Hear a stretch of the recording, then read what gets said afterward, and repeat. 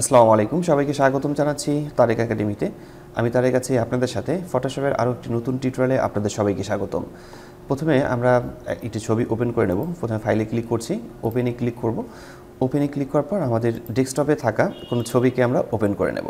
তো ডেস্কটপে থাকা কোনো ছবিকে ওপেন করে নেওয়ার পর আমরা যে কাজটি শিখবো আজকে সেটি হচ্ছে মূলত ইরেজার টুলের কাজ। এবং ইরেজার টুলে ক্লিক করার পর আমরা এখানে দেখতে পাচ্ছি ইরেজার টুল এবং হচ্ছে এখানে ব্যাকগ্রাউন্ড ইরেজার টুল, ম্যাজিক ইরেজার টুল। এখানে তিনটি ইরেজার টুল রয়েছে এবং এর শর্টকাট হচ্ছে ই।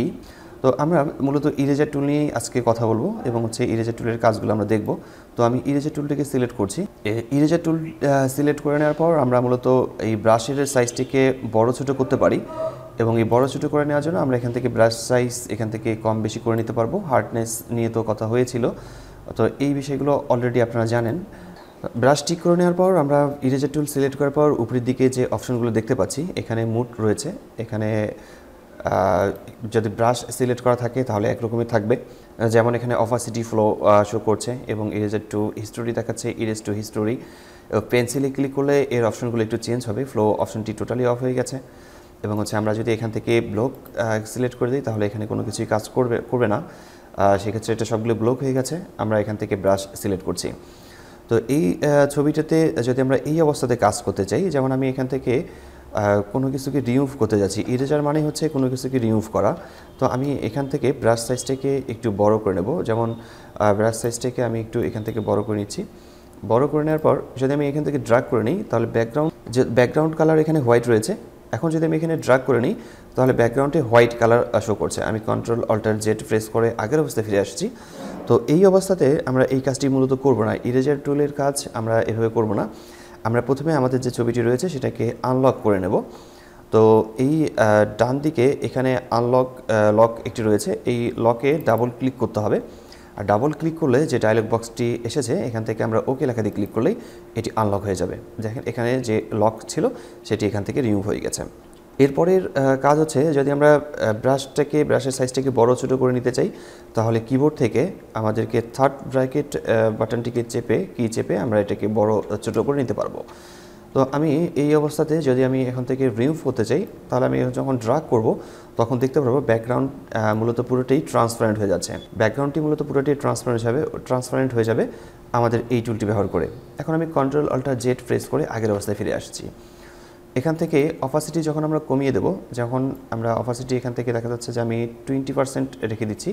20% রাখার পর যদি আমি এটাকে ড্রাগ করে নিই তাহলে ব্যাকগ্রাউন্ডটি মূলত পুরোপুরি রিমুভ হচ্ছে না, ব্যাকগ্রাউন্ডটি একটি কালার কিন্তু থেকেই যাচ্ছে। আমাদের যে ছবিটি ছিল সেই ছবির একটি কালার এখানে থেকেই যাচ্ছে। আবার এখান থেকে ফ্লো রয়েছে, আমরা যদি ফ্লোটাকে এখান থেকে কমিয়ে দিই, যেমন আমি ফ্লোটাকে এখান থেকে কমাচ্ছি এবং হচ্ছে আমি যদি এখানে ড্র্যাগ করে নিই তাহলে আপনাদের বুঝতে একটু সমস্যা হবে, সেই জন্য আমি অপাসিটি একটু বাড়িয়ে নেব। আমি অপাসিটি একটু বাড়িয়ে নিচ্ছি। এখন যদি আমি ড্র্যাগ করে নিই তাহলে দেখতে পারবেন যে একটু ছাড়া ভাব আসছে। এই অপাসিটিটাকে 100% করে নিই।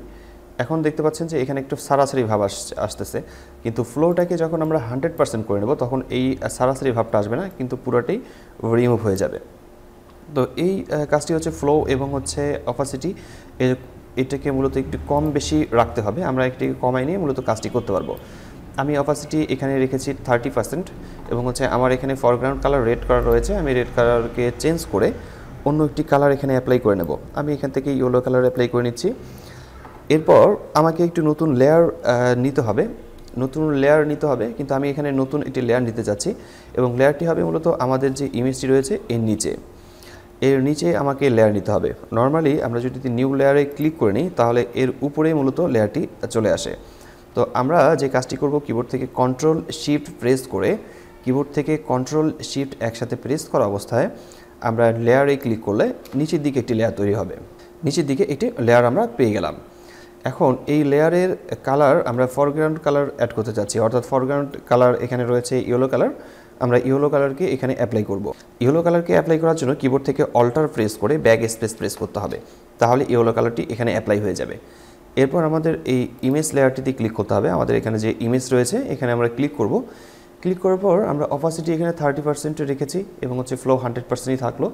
এখন যদি আমরা ড্র্যাগ করে নিই তাহলে দেখতে পাচ্ছি যে এখানে কালারটা মূলত অ্যাপ্লাই হচ্ছে, ইয়েলো কালার অ্যাপ্লাই হচ্ছে, কিন্তু ব্যাকগ্রাউন্ডেই মূলত এই ছবির উপরেই আমরা দেখতে পাচ্ছি যে অ্যাপ্লাই হয়ে যাচ্ছে, কালারটি অ্যাপ্লাই হয়ে গেছে।